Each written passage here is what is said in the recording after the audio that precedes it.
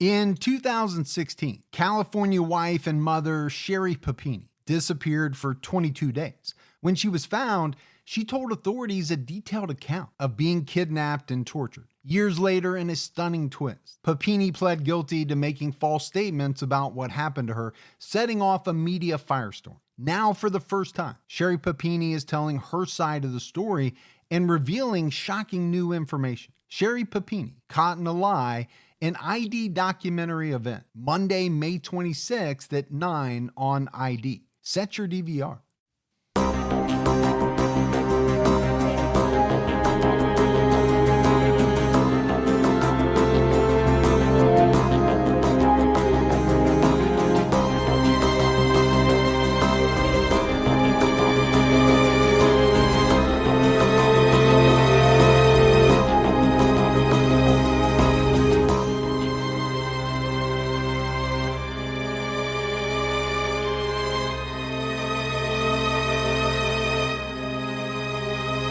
Hello, everyone, and welcome to episode 281 of the True Crime All the Time podcast. I'm Mike Ferguson, and with me, as always, is my partner in true crime, Mike Gibson. Gibby, how are you? Hey, man, I'm doing good. How about yourself? I'm doing really well. Good. You and I are recording early. This will come out after CrimeCon ends that night. Yeah. We'll be getting ready to fly home, but we've got to tape early, get everything ready. I'm getting really excited, man. Getting pumped up? I am. Yeah. I'm sure we'll meet a lot of great people. We'll have a good time. It's kind of hard probably not to have a good time in Vegas. Yeah, I think it's going to be a good time. Let's go ahead and give our Patreon shout outs. We had Dana Woon. Hey, Dana. Elizabeth jumped out at her highest level. What's going on, Elizabeth? Kata White. Hey, Kata. Julie D. Hey, Julie. Dominique White. What's up, Dominique? Joy Miller. Hey, appreciate that, Joy. Todd Peterman. What's happening, Peterman? Patty Hester. Hey, Hester. Stephanie Williams. Well, hi, Stephanie. Kelsey Reed. Hey, thanks, Kelsey. Brian Papal Grubb. What's up, Papaw? Michelle Orahood. Hey, Aura Hood. Caroline Asher. Appreciate that, Caroline. Paul McDermott. Hey, there's Paul. And last but not least, Randy Shea. Well, good old Randy. So we appreciate that new support. And then if we go back into the vault, this week we selected PR. Hey, PR. So we appreciate that long-term support as well. We had some great PayPal donations from Irina Nikitovic. Hey, Irina. Lisa Payne. Hey, Lisa. And Karen Loy. Hey, appreciate that, Karen. So thanks to everyone. Gibbs, right now on True Crime All the Time Unsolved, we have an episode out on Daniel Morgan. That's a good case. It takes place over in England. So we get to, go on the other side of the pond, as you would say. Have some fish and chips. Yeah. Practice your accent. But this is one that will definitely have a lot of rabbit holes to go down. And I think most people would say, we know who probably did this, but they can't lock it down. So we'll discuss some other possibilities. Yeah, it's a good case. Definitely check that out. Gibbs, we also just dropped a brand new Patreon-only episode. It's our 44th. It's on Jim Adkisson. This is a guy who walked into a Knoxville church and opened fire, but it's the reason why. It was all around his political leanings and his hatred for those who believe differently than he did. But it's a good episode. If you're a Patreon member, check it out. If you're not, now's a great time to sign up. All right, buddy, are you ready to get into this episode of True Crime All the Time? I'm ready. We are talking about serial killer Kenneth McDuff. McDuff was a Texas serial killer known as the Broomstick Killer. In 1966, he murdered 3 innocent teenagers, and then Gibbs, people were horrified when he was released on parole in 1989, even more horrified when they found out that he went on to rape and kill more women. In total, he's suspected of as many as 14 murders. So right off the bat, I know there's going to be some outrage, right? We're going to be talking about a guy who got out of prison and went on to do horrible, horrible things. Very shocking. Kenneth Allen McDuff was born on March 21st, 1946 in Central Texas. He grew up in Rosebud, Texas. McDuff had 5 siblings. His parents were J.A. McDuff and Addie McDuff. J.A. worked as a cement finisher, a job I know that you've done in your past. not an easy job. No, pretty tough job, actually. But you were really good at it. I was. Texas Monthly described Addie McDuff as a large, domineering woman who ruled over her 4 daughters and 2 sons, maintained the family purse, and operated a washateria across the street from the family home. Washateria? Yeah. They said J.A. was a tight-lipped man who went about his business and left the family matters to his wife. Well, you got to do what works for each other. Yeah, the dynamics of a marriage, always kind of interesting, right? Yeah. How it works differently with every marriage. I do leave kind of the family finances up to my wife. She takes care of all that stuff, leaves me out of it. Now, it does allow her to do quite a bit of shopping under the radar. Sure. Which may not be the best thing in the world, but she's a really good saver. So there's this weird dichotomy. It balances out. It always balances out. Kenneth's older brother, Lonnie, was a troublemaker. He once pulled a knife on the school principal, and he was thrown down the stairs as punishment. Okay, now we've talked about paddling, right, as punishment back in the day. I've never actually heard of a kid being thrown down the stairs. I didn't say who threw him down the stairs. It's one way to get their attention. That's a pretty rough form of punishment. Lonnie referred to himself as Rough Tough Lonnie McDuff. That sounds like some kind of nickname that you would come up for yourself or one of your onstage personas. Well, kind of close. Kind of close. When Kenneth was in prison for murder, Lonnie was shot to death by the ex-husband of a woman he was dating. The McDuff family were viewed as a little odd, but were said to be hardworking, church-going people. Texas Monthly newspaper editor John Kilgore wrote, "The McDuffs were very dedicated to their children, attentive, protective, making sure they grew up knowing how to work and work hard." But Addie was known around town as the pistol-packing mama because she always carried a gun and she had some violent tendencies. Pistol packing. Well, we are in Texas. We are. That's true. And, by and large, there are a lot of people who carry in Texas. According to Texas Monthly, Addie and McDuff's sisters lavished attention on Kenneth and treated him as though he were a young god. That's what they wrote. He was above the rules his siblings had to follow. Even though he had a younger sister, he was considered the baby of the family. His classmates later recalled that Kenneth always had cash and he always had new clothes. So I think you can take from that, whether it's true or not, you can take from that maybe he was the favorite child, got a little bit more than the others. The mama's boy? Maybe mama's boy, but to me, those are two different things. Mama's boy and kind of the golden child. Yeah. I kind of view those as two. They can be both. They can be. Addie even bought him a motorcycle when he was old enough to drive. But even though his mother doted on him and supported him after his convictions, his father, J.A., would later change his mind about his son. According to Texas Monthly, when Kenneth was charged with 3 murders, J.A. McDuff said, "If I believed he did what you say, the state wouldn't have to kill him. I'd do it myself." So he might have been the golden child at one point, but obviously his dad saying this, if this is true, the state won't have to kill him. Right. I'll do it myself. Yeah, because he ain't no son of mine. I don't think there's any doubt Gibbs. Kenneth McDuff was a bully. He even liked to intimidate his teachers. He tricked his classmates into gambling on coin flips to take their lunch money. He had an estimated IQ of 92. So, he's above the threshold. He wasn't a rocket scientist or anything like that, right. But, he had a decent IQ. Whenever he failed the test, he made sure everyone knew about it. And I guess he had this habit of joking that he failed on purpose. He didn't care about his grades. He also had this strange habit of bursting into what was called like a maniacal type of laughter. Yeah. But then all of a sudden he would just start glaring at his fellow classmates. It'd freak you out a little bit. I think so.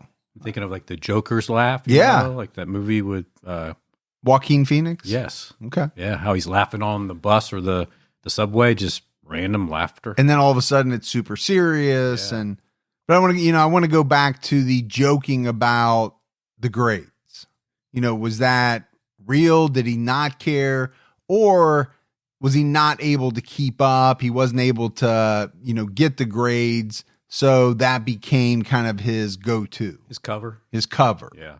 McDuff's prison file noted if any problem arose at school, the school was to blame and Kenneth was completely innocent. If any teacher or administrator tried to discipline him, Addie came to the school, sometimes with her pistol. All of the teachers were afraid of her. Addie once allegedly flagged down a school bus with her gun. She gave the driver a tongue lashing for throwing Kenneth off the bus for fighting. So the first thing that springs to mind is the mom on Goldberg's. Yeah. I don't know if you watch Goldberg's. I've seen it. But, if anything is going on at the school, she's down there in a flash. Right. Now, she's not trying to hurt anybody. She's not carrying a pistol or threatening people, but she's going down and is sometimes trying to intimidate the principal or whatever into doing what she wants them to do. This is to a whole different level, though. You almost would not want this kid in your class, Oh, I don't think any of the teachers would have wanted him in their class. I mean, if he's trying to intimidate them, no doubt he's making it hard to teach, right? My wife's a teacher. I've talked about it. She's had problem kids over the years. Sure. And, obviously that can be a very trying school year, especially if you've got more than one. When he was in the 8th grade, McDuff challenged a kid named Tommy Salmon, one of the most popular boys in school, to a fight. McDuff had been trying to get him to fight all year. Apparently, he bumped into Tommy in the hallway, called him chicken shit in front of his friends, and then Tommy finally agreed to fight him. So you remember what this was like in school, Gibbs, for sure. When we were there back in the day.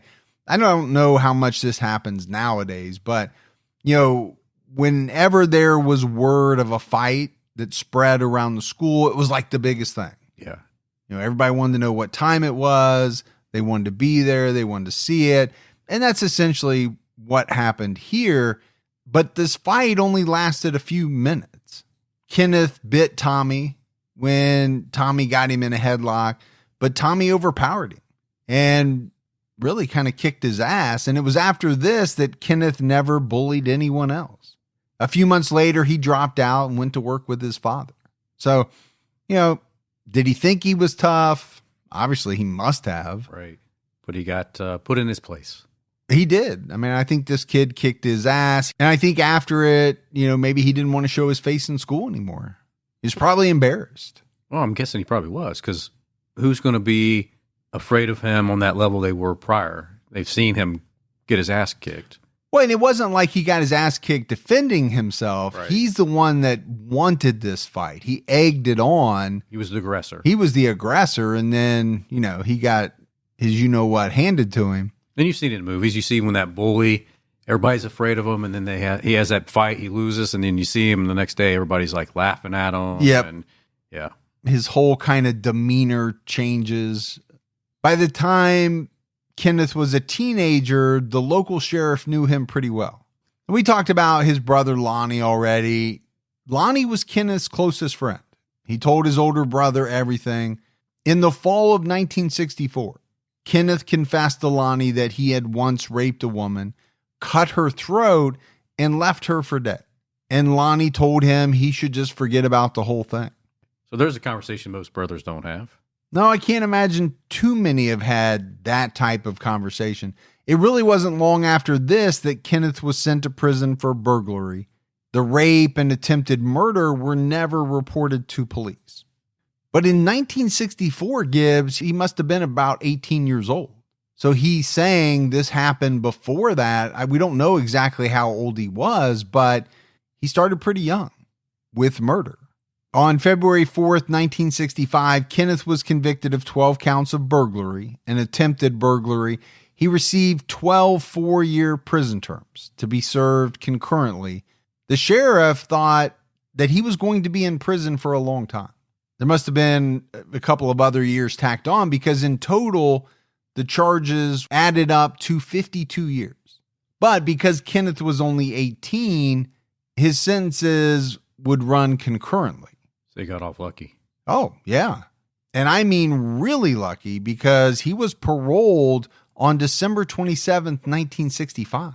So not only did he not do 12 4-year sentences, he didn't even do one 4-year sentence, Right. which is what he should have done, concurrently. He served about a year and was paroled. Texas Monthly wrote, Kenneth McDuff underwent a subtle but deadly change following that first parole. The belief that he had committed murder and gotten away with it, coupled with this short, kind of easy prison term, I think emboldened him, right? It kind of served for him pulling more than a dozen burglaries. It also hardened him. He had done some time, and it gave him what they called an exaggerated sense of invulnerability. Sure, he thought, look, I did this, I did that, and basically they just slapped me on my hand. Yeah, I mean, nobody knew about the murder other than his brother, I don't believe, at this point, but he had gotten away with it. Yeah, I think he probably felt somewhat invincible. Yeah, so if I got away with that, I could probably get away with another one. Yeah. Then he did get caught for these burglaries and did, hardly anything. He basically got a slap on the wrist. So, we talk about it quite a bit. What does that do? When a criminal is kind of laying out the risk and reward. Well, they know what the reward is. Right. And they've kind of been taught that the risk is very low. I've gotten away with a bunch. And even if I do get caught, I'm not going to do much time. Right. So why should I stop? Why should I change course? Yeah, there's no risk really for me. It was said, Gibbs, that McDuff learned in prison how to get smaller and weaker men to do his bidding.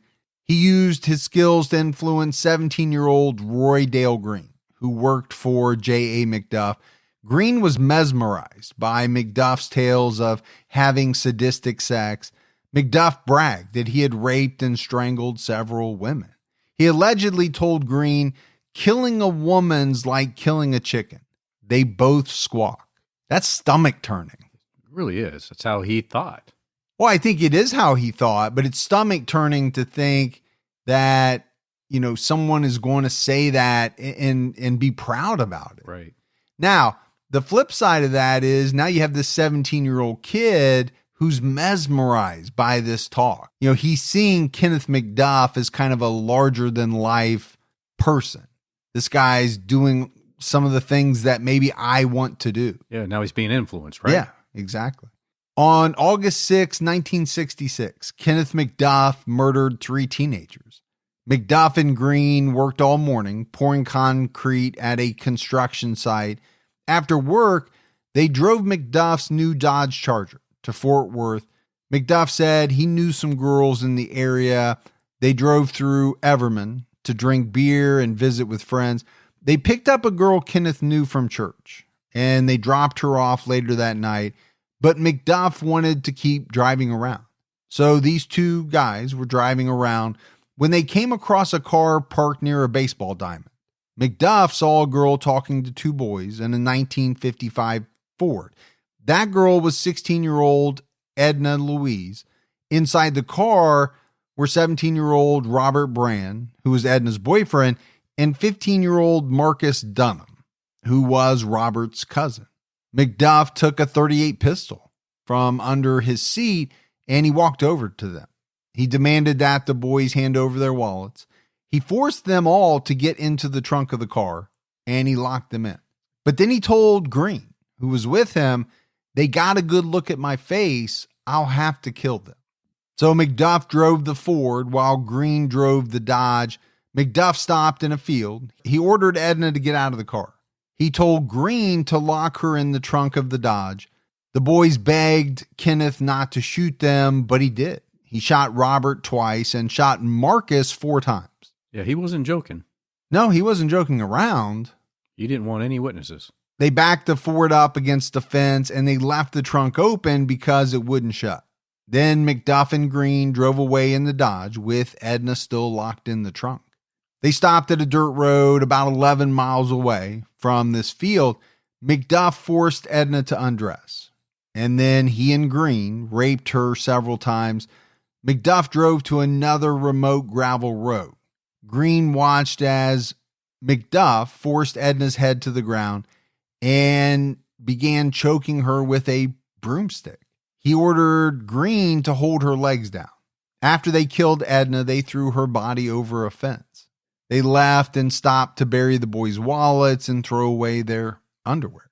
So, this was a very brutal set of murders. Yeah, both these guys were sick. Kenneth McDuff, we know, is a killer. I think what is kind of fascinating in this scenario is how he was able to get this 17-year-old kid to kind of go along with him, to do what he wanted to do. Well, he learned that trait in prison, right? How to take a weak individual and make them do things that you want them to do, influence them. This kid, this Green, looked up to him, like you said. But why? That's my question. Why would you look up to a guy like Kenneth McDuff who's talking about, sadistic stuff, sex, rape, murder? Well, clearly this kid had his own issues. He must have. And the fact that McDuff gave him the time of the day, paid attention to him in the wrong way, but still gave him attention, I think he idolized him for that. Yeah, I think you're right. But it still intrigues me how individuals can get others to go along with, what they want them to do. We're not talking about a used car salesman trying to sell you something that's overpriced. We're talking about a rapist and murderer talking you into doing some of those same things. So I do kind of agree with you that maybe, this Green kid already had some of those ideas floating around in his head. And once he heard McDuff talking about it, okay, now maybe I can make what may have been some of my fantasies a reality. Right. We don't know any of that for sure, but I think one thing that might be kind of telling is that the next day, Green heard the news of the murders on the radio, and Gibbs, he felt so guilty that he turned himself in. In exchange for testimony, he got a lesser sentence. Green only served about 4 months house arrest and then 5 years probation. So his common sense finally kicked in. Yeah, I don't know if you call it common sense or you just call it a massive amount of guilt. You would like to have had him walk away from the start. But I do kind of want to talk about the sentence. I get it. This kid is only 17 years old, but this was extremely brutal. Now, he didn't shoot the two boys, but he did rape Edna. Right. And you're telling me you're only going to get 4 months of house arrest. We're not even talking about juvenile detention. And he did hold her legs. While McDuff killed her. Yeah. So, he obviously, no doubt about it, played a part in both the rape and the murder. Sheriff Brady Pamplin arrested McDuff shortly after Green's confession, but Duff wasn't going to go easy. The sheriff had to shoot his car because McDuff tried to escape. They finally did get him and arrest him.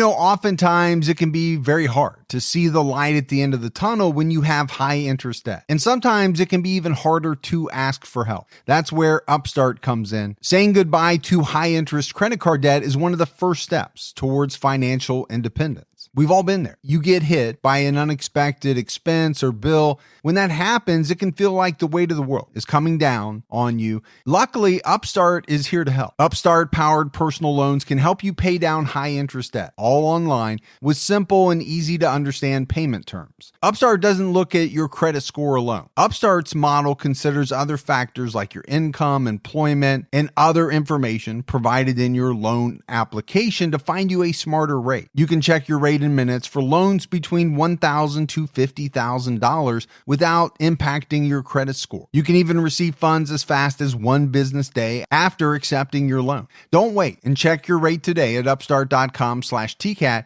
That's upstart.com/TCAT to check your rate today. Don't forget to use our URL to let them know we sent you. Loan amounts will be determined based on your credit, income, and certain other information provided in your loan application. Go to upstart.com/TCAT.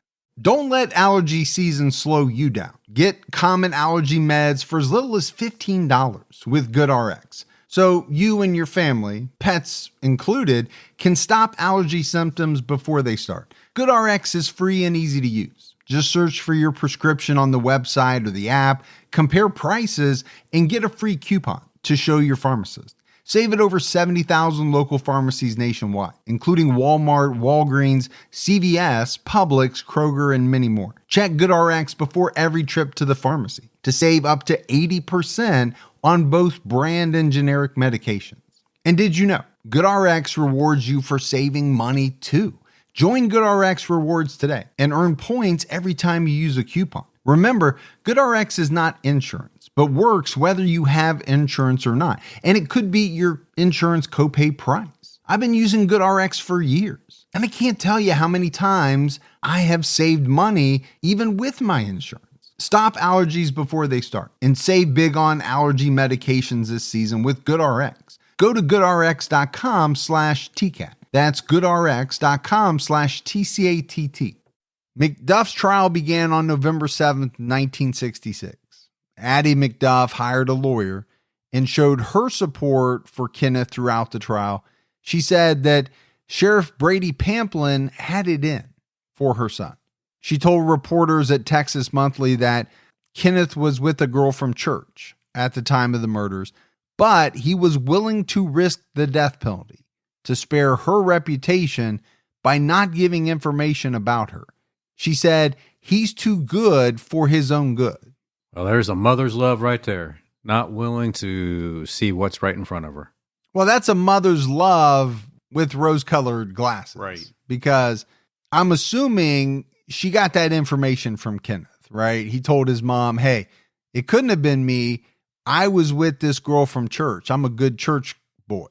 But I don't want to give any information about this girl. I don't want to, drag her name through the mud. And so because of that, I can't prove my alibi. Right. So I have to go to trial. What kind of killer does that? You and I talk about it all the time. Most killers, the first thing they do is try to throw somebody under the bus. Right. And what would he be doing? He was out with her. He doesn't have to say that she was doing anything wrong or she was just with him and she could corroborate it. But we both know, Gibbs, why he doesn't want to say her name. There was no girl. Exactly. There is nobody to corroborate it. But he has to have his mom think he's the good son, right? To keep her on his side. Green testified that McDuff shot the boys in a field and forced him to rape Edna. McDuff told him that Edna was not his first victim. So that might have been part of the reason why Green got off as light as he did. Now, number one, he's cooperating. Yeah. And, he's testifying against McDuff, but he's also told the police that he didn't do any of the things he did willingly, right? He's saying Kenneth McDuff forced him to do it. We don't know if that's true or not, but McDuff's defense argued that he didn't know anything about the murders and Green was responsible for everything. So it seems to me like their defense was to try to create a he said type of scenario. Right. Who's telling the truth? Who do you believe? Well, it's pretty obvious who the jury believed because on November 15th, McDuff was found guilty of murdering Robert Brand and sentenced to death by a jury. His execution was set for October 9th, 1968. But then, Gibbs, as we all know, in 1972, the U.S. Supreme Court abolished the death penalty. So McDuff's sentence was commuted to life in prison on August 29th, 1972. After his sentence was commuted, the parole law made him eligible for release in 1976. I mean, it's one of the things that really drew me to this case. Yeah, fascinating. No, it did. It fascinated me because, you had a guy who killed, was sentenced to death, and as we'll find out, is eventually going to get out. Yeah. Now in Texas, you had to get at least 2 out of 3 votes from the parole board to be granted parole. McDuff was denied parole in 1976. That seems like a no-brainer to me. You were sentenced to death 4 years earlier. We can't let you out. Yeah, well, hopefully nobody voted for him to get out. I would be real surprised if a single person voted for him. Over the years, McDuff earned a reputation in the general population. He was feared by a lot of inmates, but also respected by guards to a degree that he could influence who his cellmate was. So obviously he chose somebody that could provide him with the things he wanted: sex, drugs.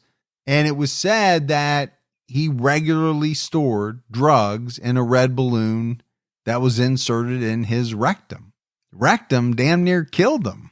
How do I have a feeling you were going to say that? Now listen, I understand people have to do what they have to do in prison. I just can't imagine myself doing that. It's not really something that I want to imagine, but... Putting a balloon up your rectum? In my keister? Keistering? Now, I don't think I'd be a good keisterer. Yeah. If that's a word.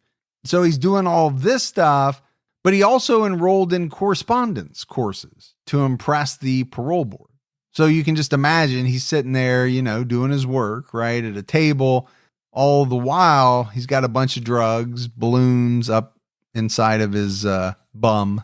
Kind of like rocking back and forth, making sure it just stays where it needs to stay. Well, to me, the big thing is the balloon breaking. Yeah. Right? I think we've heard that before. That balloon breaks. You got a bunch of, depending on what type of drug it is, my understanding is it gets absorbed into your system so quickly. Sure. That a lot of times you would die. Yeah. I'm just wondering how that handoff goes later. You're like, hey. You mean the handoff? Yeah. Well, hopefully there's some washing involved. I don't know. In 1977, Addie McDuff hired a new lawyer for Kenneth. Attorney Gary Jackson began a campaign to shift all the blame to Roy Dale Green. And from what I understood, Gibbs, Jackson had actually never practiced criminal law before, but he became heavily involved in this case. He looked through trial records, newspapers, he interviewed witnesses. In 1989, Gary Jackson started Justice for McDuff Incorporated. There were talks of possible book and movie deals. He later stopped working for McDuff in the 1990s. But in 1979, Jackson wrote a 26-page letter to the Board of Pardons and Paroles to present what he called dramatic new evidence. McDuff testified at his trial that on August 6, 1966, he gave Green the keys to his car so that Green could go on a date. But Green actually used the car for a robbery. McDuff said that he waited for Green at a shopping center in Everman. Jackson had to answer the question of how Green drove both vehicles that night.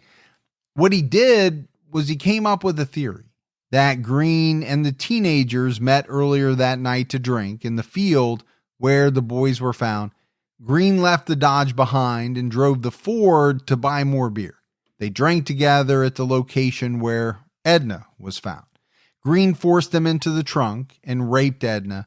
The boys forced their way out of the trunk. Green jumped out of the car and shot them 6 times, using all his bullets. He was then forced to strangle Edna with the broomstick.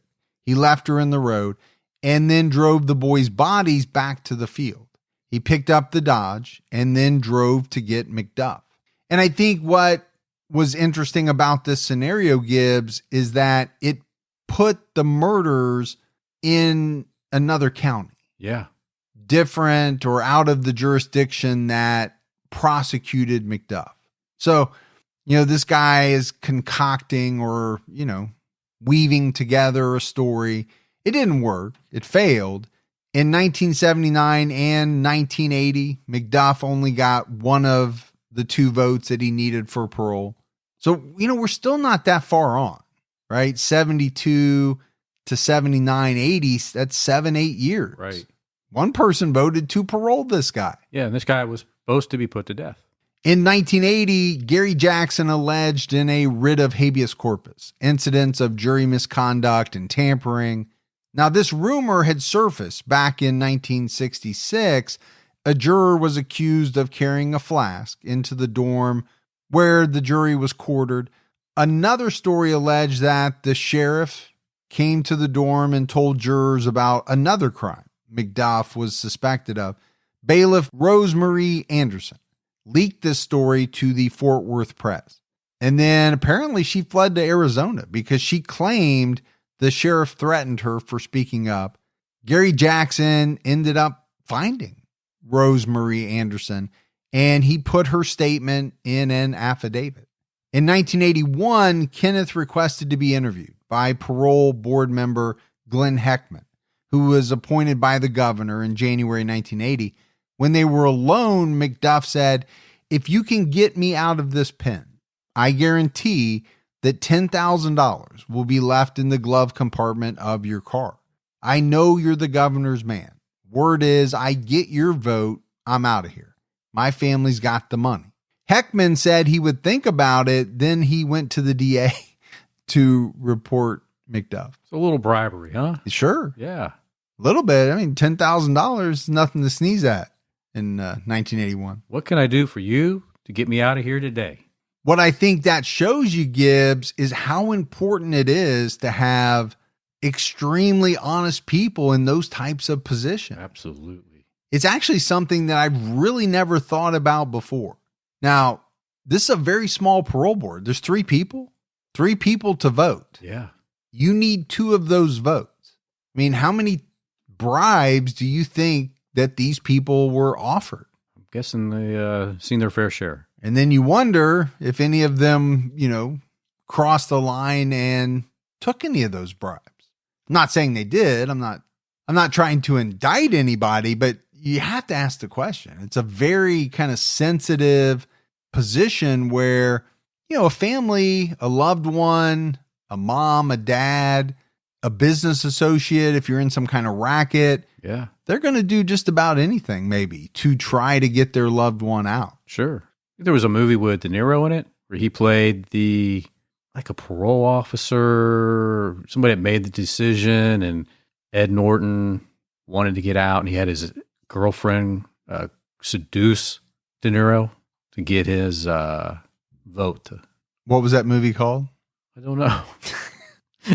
And I can't help you because that is not ringing a bell with me. Yeah, it was a good movie. It sounds vaguely familiar, but now the entire audience is left hanging because you can't give them the name of the movie. Yeah, I can't. Sorry. Now everybody's rushing to their phone or computer to look it up.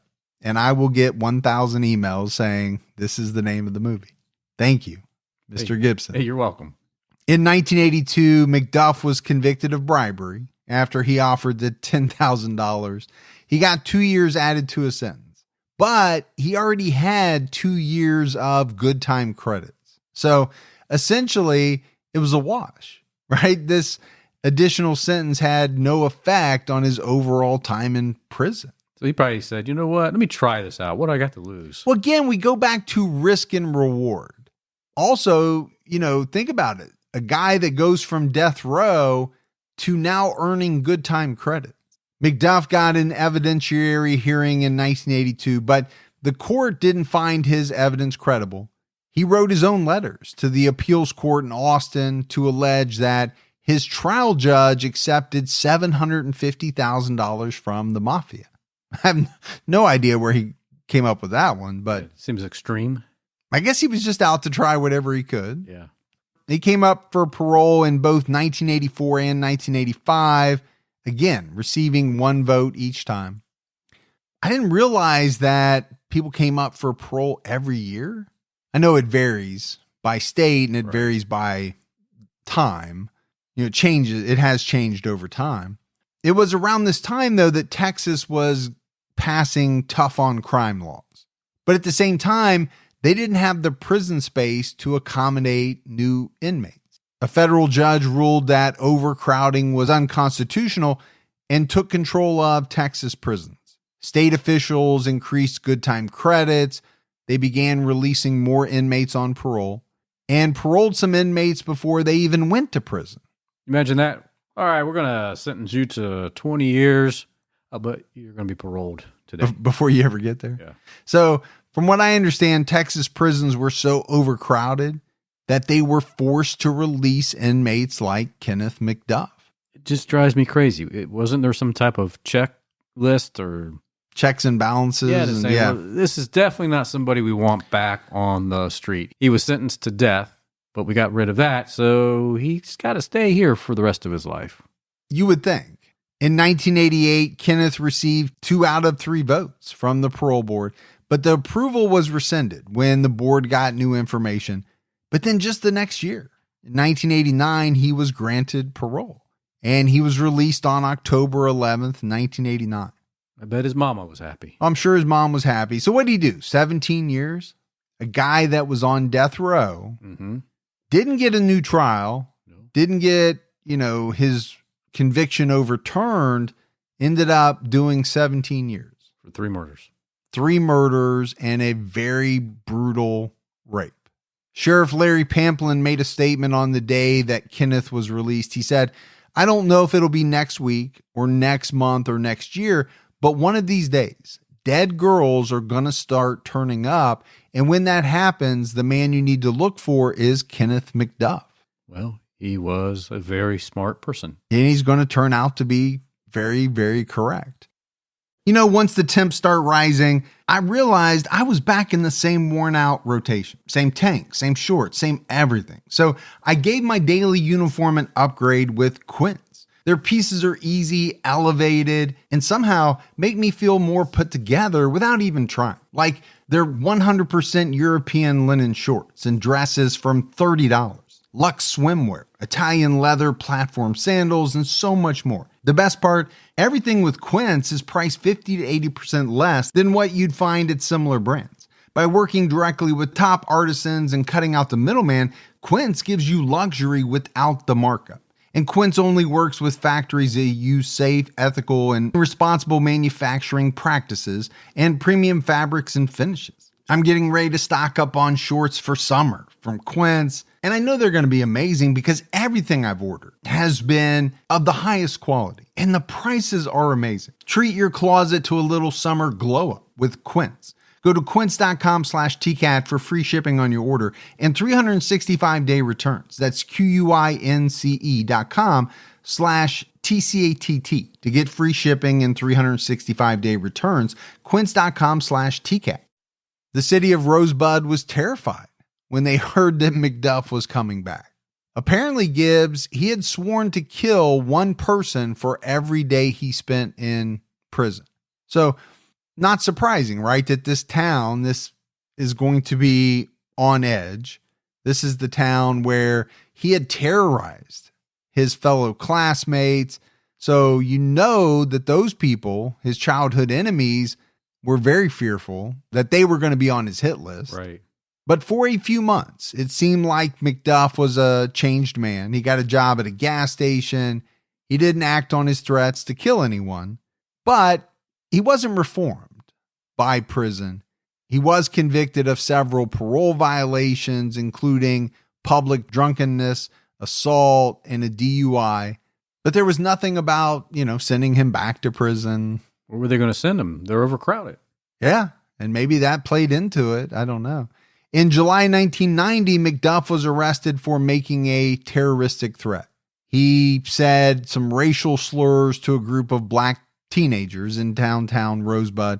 These kids had done nothing to him. They were just standing there on the street, minding their own business. McDuff chased one of them down an alley with a knife and threatened to kill him.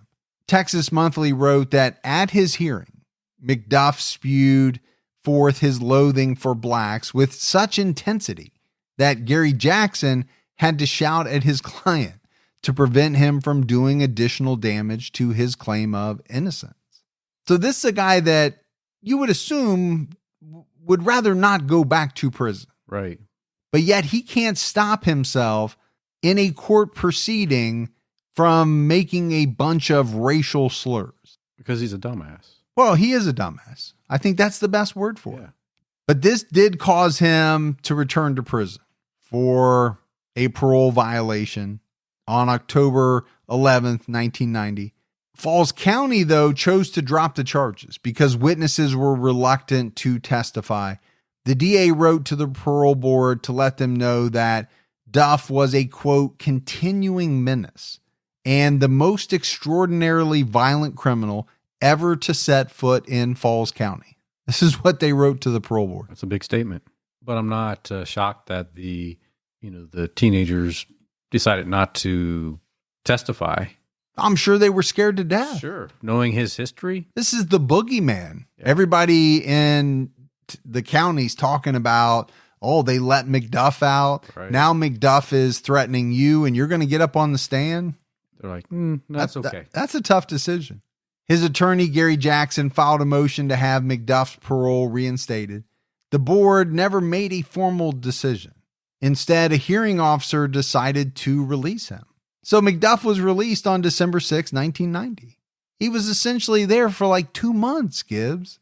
Just like that. In the spring of 1991, McDuff rolled in Texas State Technical College in Waco. He moved into a dorm on campus. How would you like to get this guy as your roommate? You show up to school for your first day of college, and there's old Kenneth McDuff sitting in the bunk next to you. Not somebody I'd want to bunk with.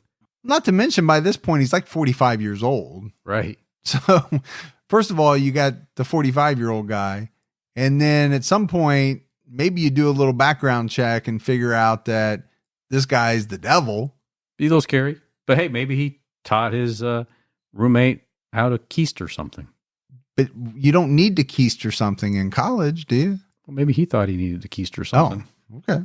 It doesn't seem like a skill that most people outside of prison really need to concern themselves with. You think the keystering should stop? I think it should, yeah. But basically, in the months following McDuff's arrival at this college, several sex workers went missing from the area. Suspicious. On December 30th, 1991, McDuff and accomplice Alva Hank Worley were driving around Austin looking for drugs. That night, McDuff saw Colleen Reed, a 28-year-old accountant. Colleen was washing her car at a car wash. McDuff grabbed her and forced her into the car. Both he and Worley raped her. Witnesses called the police, but they couldn't get there in time. McDuff killed Colleen, dropped Worley off, and then disposed of her body. While he was working at the Quick Pack Market, McDuff became fascinated with his manager's wife, 22-year-old Melissa Ann Northrup. Melissa was pregnant with her third child. McDuff mentioned wanting to rob the store and take Melissa. And on March 1st, 1992, Melissa's husband became worried when she didn't come home. Melissa was abducted from work and driven away in her own vehicle. Her car was found 5 days later. McDuff's car was found parked near the store. Melissa's body was found on April 26th, floating in a gravel pit about 1 mile from her car. Her hands were tied behind her back with shoestrings and a sock. She had been strangled with a rope. So no doubt, and we knew it from the get-go, McDuff is a monster. But what I want to go back to, Gibbs, is it coming out that he had mentioned wanting to rob the store and take Melissa. Right. Now, we don't have any details around that, but, from the reporting, that makes it sound like to me that he's telling his fellow coworkers this, or at least one. He's not shy about keeping it a secret. Yeah, again, don't know how many people he told. I don't know how widespread it was, but the question we always ask, when people hear stuff like that, what do they think? Yeah. And why do they not tell someone? Do they think it's just a joke? This guy's blowing off steam. He's never really going to do it. Well, maybe with him, they were scared of what he would do to them if they said something. Well, if they knew his past, if they knew his history, that definitely could be correct. He had intimidated people most of his life. Around the time that Melissa's body was found, another body was found out in the woods. 22-year-old Valencia K. Joshua the sex worker, was last seen on February 24th, 1991, searching for McDuff's dorm room. Valencia was found naked in a shallow grave in the woods of a golf course near the school on March 15th. So I think once that information comes out, probably not too hard to figure out who you want to talk to. Right. She was traveling to find McDuff's dorm room. We find out who McDuff is. Ooh, bad guy. We definitely need to talk to him. The problem is, after the authorities found Melissa's body, McDuff disappeared. Yeah, he was gone. No one could find him. His mother actually ended up filing a missing persons report. But then police got a break in the case when McDuff had sold drugs to an informant. U.S. Attorney Bill Johnson charged him with possession of firearms and distribution of drugs. The U.S. Marshals working Operation Gunsmoke, which is a cool-ass name. It is. Apparently, this was a national effort to arrest violent offenders, were sent out to find him. So I'm thinking Tommy Lee Jones, he's leading the crew of the U.S. Marshals. I can see that. By early March, a task force consisting of multiple agencies was assembled to arrest Kenneth McDuff. Shortly after he murdered Melissa, McDuff fled Texas. He got a car, he got a fake ID. He moved to Kansas City, Missouri, and began working as a garbage collector. The Marshals went to Holland, Texas to question people, and while they were there, they made a shocking discovery. The woman Kenneth assaulted in 1964 had survived the attack, and she had a baby. Kenneth McDuff had a daughter named Teresa. Teresa told the Marshals that when she found out who her dad was, she visited him in prison. And what do you think Kenneth McDuff did? I'm going to guess he didn't go, "Oh, you're my daughter. I'm so happy to see you." No, he tried to get her to smuggle drugs. Of course. He offered to take her to Vegas and be her pimp. Because he's just the dad of the year. Dad of the year. She also claimed that the McDuffs had paid $25,000 to a former parole board member to get Kenneth out of prison in 1989. There you go. His mom hard at work. Now, we can't say she was directly responsible, but it's hard not to think she at least had some role in it. Yeah. The Marshals tracked down McDuff's former cellmate in Temple. He told them about a series of connections that placed McDuff in Austin 5 days before Colleen was abducted from the car wash. Witnesses reported that a tan car with rounded taillights, which matched the description of the Thunderbird that McDuff was driving, grabbed Colleen and sped off, going the wrong way down a one-way street. And apparently this was a McDuff trademark. Like anytime he felt he needed to get away, he would go down the wrong way of a one-way street. Just to make it a little riskier to pursue him. Well, it would be. Yeah. The Austin police had dismissed McDuff as a suspect because he reportedly hadn't been in the city since October. So they had some bad information. They were definitely wrong about that. The police also looked for the accomplice, described as a Hispanic or tan white male. They found Alva Hank Worley, a 34-year-old concrete worker who hung out with McDuff. Worley was living at a motel with his daughter in Temple. The Marshals knocked on his door late one night to ask him some questions. Worley claimed he barely knew McDuff. When one of the Marshals gave him all the details of McDuff's violent crimes, it was reported that this Worley guy had no reaction. Wow, didn't faze him. Which is very strange, right? Police come to talk to you about a person who you say you barely know. And they say, well, did you know that he did this, this, this, and this? I think with most people that would elicit some type of reaction. You would think. Over the next couple weeks, they just stopped at his house at odd hours.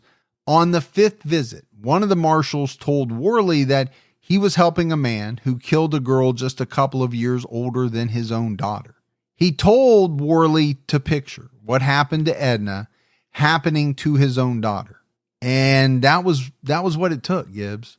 Worley screamed out, and then he confessed everything. I'm sure they tried a number of different tactics to get to this guy. Right. But this was a smart one, and it wound up being the one that worked. During his confession, Worley told the U.S. Marshals McDuff said he was going to take a girl that night. And he did. He did. On December 29th, he and McDuff went to Austin to buy drugs. They spotted Colleen and randomly decided to kidnap her. McDuff parked his car in the spot next to Colleen's. When he returned, he had Colleen by the throat. Worley said she pleaded, "Please, not me, not me."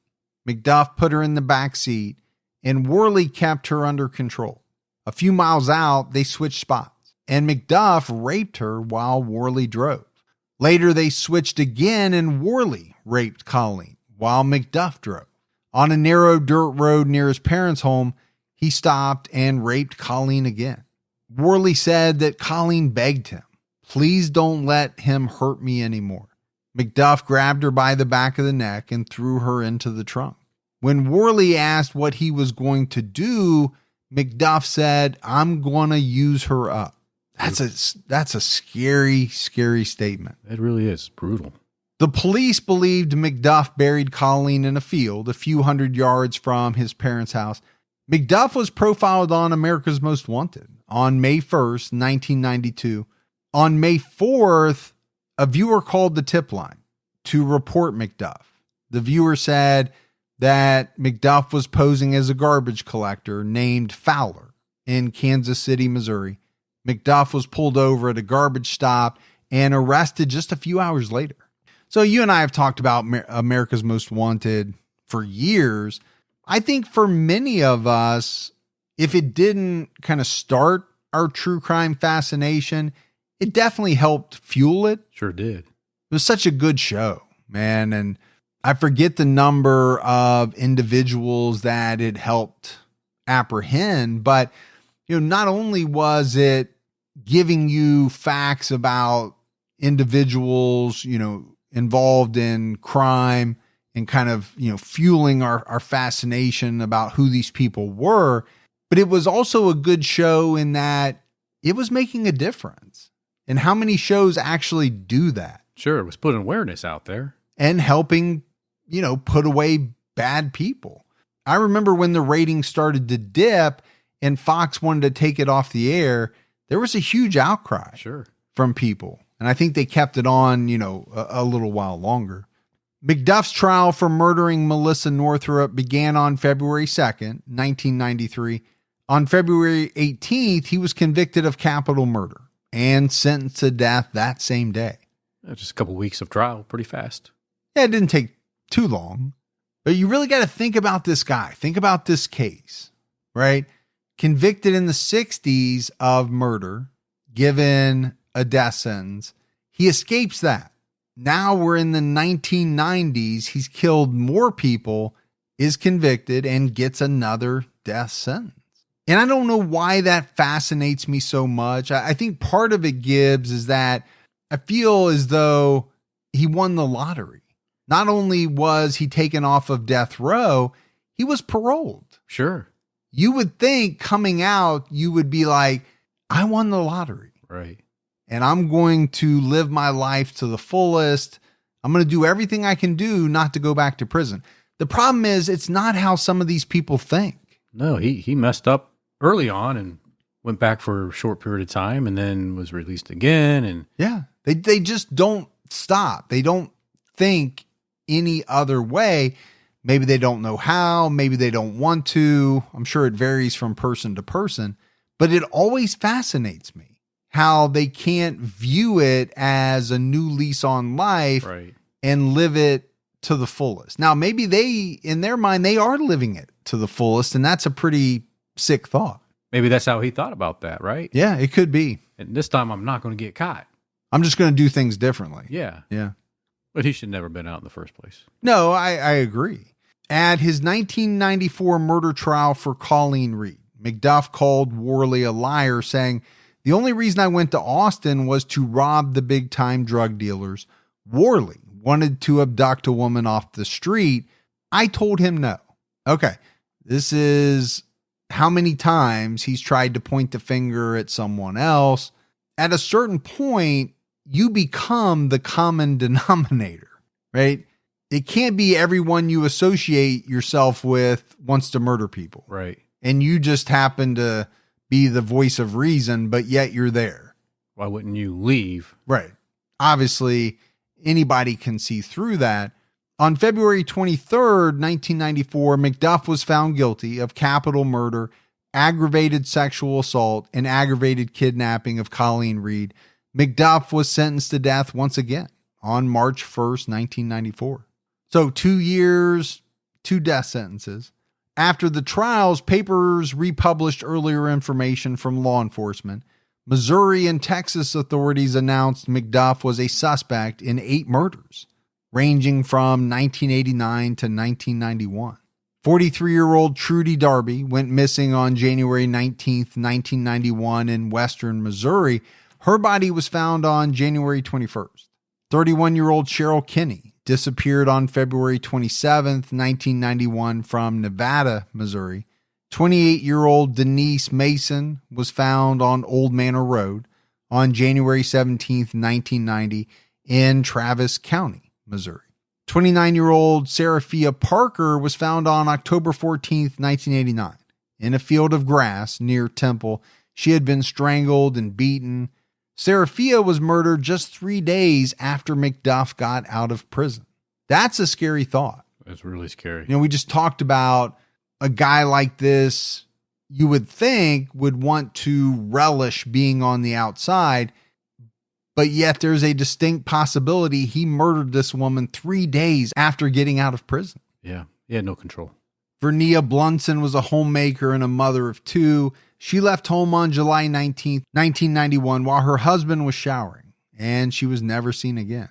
During a roadblock in October of 1991, witnesses saw a woman with her hands tied behind her back, screaming and attempting to kick out the windshield of a car. She was never seen alive again. This woman was later identified as sex worker Brenda Thompson. On October 15th, 1991, McDuff and 17-year-old Regina Moore were seen arguing at a motel in Waco. McDuff drove them to a remote area near Texas State Highway 6. He tied her up and murdered her. Regina was missing for years before her body was found. In October 1998, Kenneth left prison for 2 days to lead the authorities to Colleen Reed's body. She was buried along the Brazos River, south of Waco. Regina Moore and Brenda Thompson were found buried near Colleen. The police said they found these bodies with the help of an informant, but they didn't say who. In November 1998, a federal judge reduced the sentence of McDuff's nephew, Michael Wayne Royals, from 15 years to 10 years. He was serving time for delivering amphetamines and methamphetamines. The American Statesman claimed that a relative of McDuff asked authorities if they would help Royals in exchange for McDuff finding the victims. A federal prosecutor made a request in Royals' case on November 4th, 1998, but the request was sealed. On November 10th, a U.S. district judge issued an order, which was also sealed. So I think you can read between the lines there. I think you can. And say that Kenneth was helping out a member of his family to lessen, that person's sentence. But we just don't know the details because it seems like everything was sealed. McDuff was supposed to be executed on October 21st, 1998, but he won a reprieve. He sought a delay so additional hair samples from Melissa's case could be tested. He received a stay of execution for Colleen's murder that was never lifted. McDuff told media outlets that he suffered from hepatitis C and cirrhosis. Doctors wouldn't tell him how long he had left to live. He said in a death row interview, "I consider myself dead. I'm just waiting to be buried." He said in that same interview, "I'm not here to plead my way out of this." He said most of the people on death row have a mental condition. They committed horrible crimes they had no control over. They have some kind of disorder they can't control. He said if they had received treatment, they might not be in prison. There might be some truth to that. I think there is some truth to some of that. He said, as a rule, the people on death row are not ordinary criminals who are after your money or your valuables. Regular criminals are much more vicious and violent. The general prison population is more dangerous and threatening than those on death row. Death row is like a mental institution. I don't know if that would be nearly as accurate today. That's what I was just thinking. Because, over the years, people with documented mental illnesses have not received the death penalty the way that, they did in the past. The Fifth U.S. Circuit of Appeals rejected McDuff's request for a reprieve on November 16th, 1998. He appealed to the U.S. Supreme Court, who also rejected his request. Kenneth McDuff was executed for murdering Melissa Northrup on November 17th, 1998 at 6:26 p.m. His last words were, "I'm ready to be released. Release me." Gibbs, he was only 52 years old when he was executed. And I say it that way because it seems as though he started his life of crime and even, his murders so early. In the 1960s, the early 60s. He was just so young when he started killing. He is buried in the prison cemetery with grave marker X999055. And I've already mentioned it a couple times, but one of the things that fascinated me about this case is him being released, murdering again, being caught, being put on death row again. McDuff was the only Texas death row inmate to be released on parole and then returned to death row. Texas changed their laws to keep offenders like McDuff in prison for life, and they improved monitoring upon relief. Gibbs, these are known as the McDuff laws. Good laws to have. Good laws to have, like we always say. It takes something a lot of the time to put these types of things in motion. You would love to think, well, why couldn't have somebody thought about the fact that we needed these things already? But unfortunately, it doesn't always work that way. Right. It takes a horrific act, or it takes something that kind of exposes the limitations of the system for the system to be changed. And I think that's exactly what happened here. I agree with you. So Gibbs, as we wrap up this case on Kenneth McDuff, I think one of the things that it does is it shows that although there have been changes in our legal system, we still have quite a bit of work to do. When you talk about him specifically, you go back to sheriffs, prosecutors, warning that this guy was such a violent criminal. He was never going to stop harming women, but yet he was granted parole anyway. I think we were all kind of shocked by that. Very shocked. And then some of what I've talked about, which is this guy essentially threw away a chance to improve his life, right? He'd won the lottery. He got a second chance, but he couldn't control his violent urges. Yeah, he could do something good with his life, but he continued to be such an evil person. So whatever frog demon he had, he let it win. Yes, right? He could not control his urges to harm innocent women. And I do think it's sad for all the victims, especially very sad for these women that lost their lives at his hands later, because like you and I said, neither one of us believe that he ever should have been let out. Yeah, he's actually a very, very weak person. I would agree. But isn't it thought that most bullies are? Of course. You kind of said it, right? When the bully gets theirs, what happens? You don't hear from them anymore. No, they can't handle that. But that's it for our episode on Kenneth McDuff. I've been wanting to talk about him for some time now. Kept putting it off, but it is a story that has fascinated me for quite a while. We got some voicemails. You want to check those out? Yeah, let's hear them. Hi, Mike and Gibby. My name's Aoife. I'm calling from Limerick in Ireland, and I just want to say thank you so much for all that you do and your podcast. You keep me going for the last, 3 or 4 years. I'm absolutely obsessed. I've got so many people here in Ireland who have recently signed up and, joined your podcast. And I'm just obsessed. And Mike is my favorite, so I'll let you guys But yeah, keep your head in the swivel and keep your own time ticking. Thank you.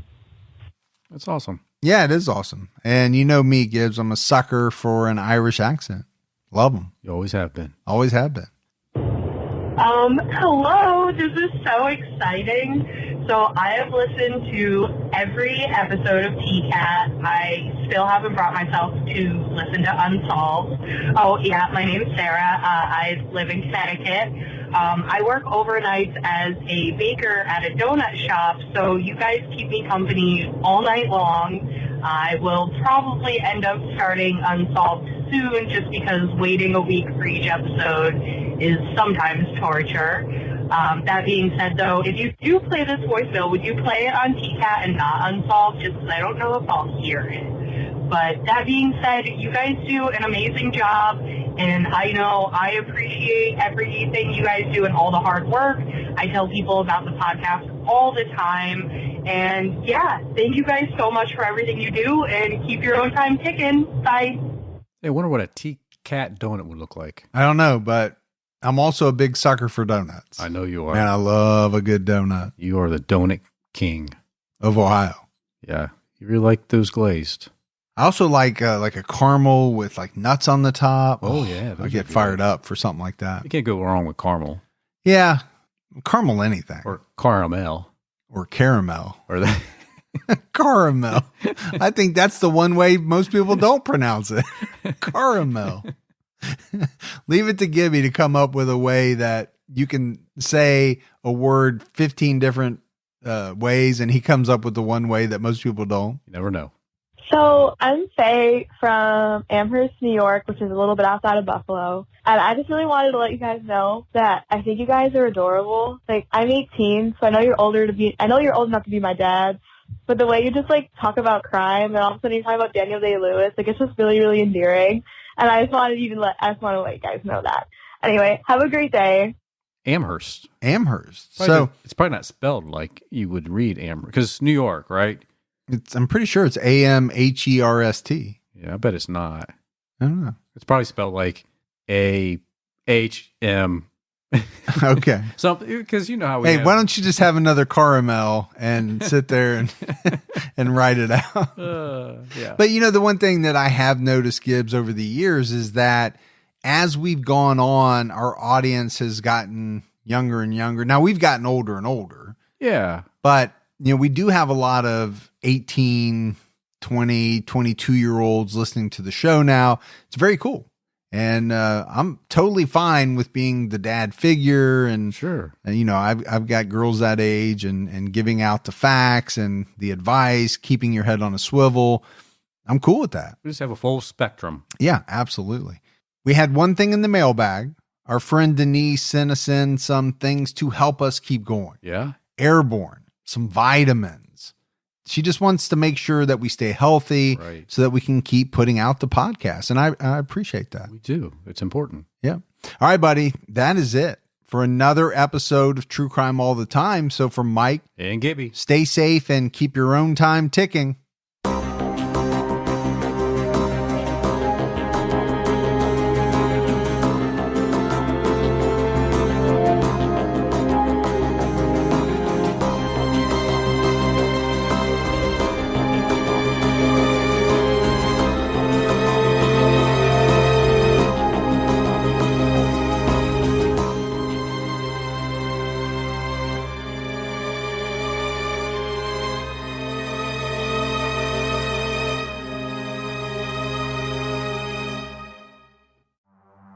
In the early hours of December 4th, 2024, CEO Brian Thompson stepped out onto the streets of Midtown Manhattan. This assailant pulls out a weapon and starts firing at him. We're talking about the CEO of the biggest private health insurance corporation in the world. And the suspect, he has been identified as Luigi Nicholas Mangione, became one of the most divisive figures in modern criminal history. It was targeted, premeditated, and meant to sow terror. I'm Jesse Weber, host of Luigi, produced by Law and Crime and Twist. This is more than a true crime investigation. We explore a uniquely American moment that could change the country forever. He's awoken the people to a true issue. finally maybe this would lead rich and powerful people to acknowledge the barbaric nature of our healthcare system. Listen to Law and Crime's Luigi exclusively on Wondery Plus. You can join Wondery Plus in the Wondery app, Spotify, or Apple Podcasts.